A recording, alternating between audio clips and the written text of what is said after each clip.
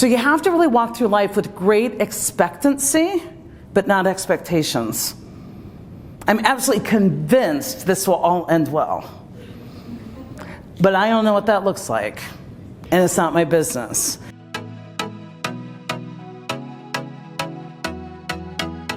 At the Texas Conference for Women during Sai's Q&A session, a person asked, how do you recharge, stay motivated, and recenter on your life's purpose?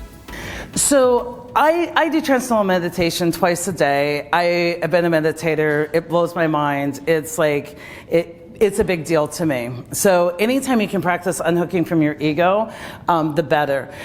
I learned and have to relearn all the time the difference between self-soothing and self-care.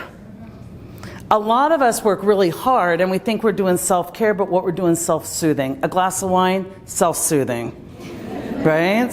But a lot of us do this, right? So self-care comes from habits, discipline, things that you're doing on a regular basis that you're willing to do no matter what. Now, I'm not perfect at that. And I watch myself with a lot of compassion when I'm off into self-soothing and when I'm off into self-care. Self-soothing usually feels good in the moment and horrible later. Self-care feels horrible in the moment, but good later.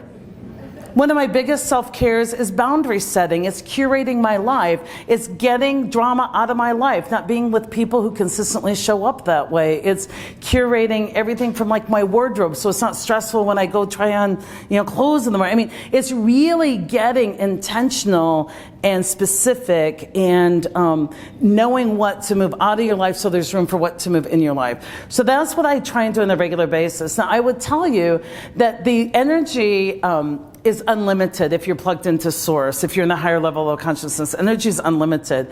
Where you start to deplete your own energy when you're out and you're trying to help people wake up, right, is when you all of a sudden get motive or expectations. See, I have to stop judging you. It's not my business whether you wake up or not.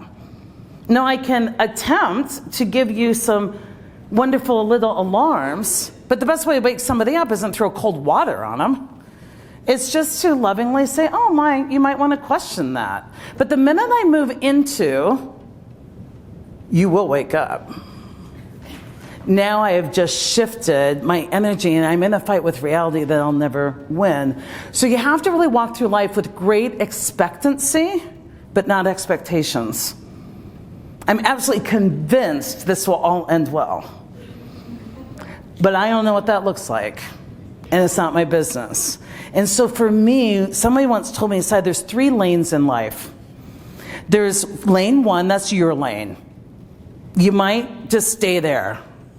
It'll be good for you. Just mind your, do your work. Make your lane beautiful. Be there. Lane 2 is other people's business. So lane 1's your business. Lane 2 is other people's business.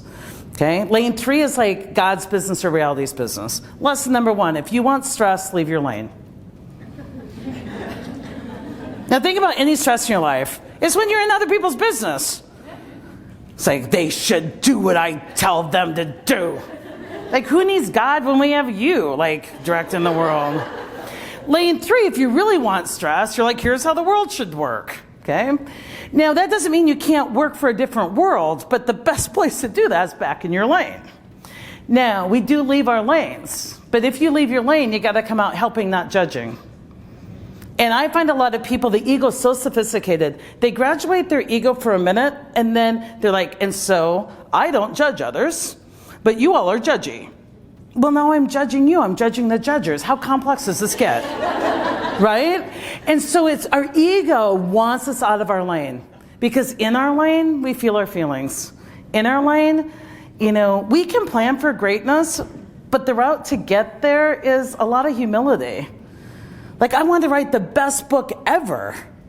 And I wrote the only book I could. There's a lot of reckoning when you sit down to write, and you have to realize that you're probably not going to write the best business book ever. It's going to be great, or it could just be what I need to bring to the world. And then you have to get to the point that what you produce, after you produce it, it's none of your business anymore. Whenever I publish a book, people are like, Sai, I bet you're so excited. I'm like, I'm staying in bed. Like, I'm hyperventilating and I can't get out of bed. The book is being published today. They're like, come on, we're gonna have a big party. I'm like, other people are gonna read the book today and they're gonna have oh my God, the book is being born. And I had a very wise woman come to me and she said, your business is writing the book, do your best. Tell the world what you need to tell them. But once that book is published, it's none of your business. It's everybody else's business. I gave you the book. Do with it what you want. And once I can stay in that frame of mind where I don't have motive or I don't have exceptions, and so one of my most powerful things is a prayer I say almost every morning, if I remember it. And the prayer I learned from Byron Katie, and it's a prayer that says, please release me from my need for love, approval, and appreciation.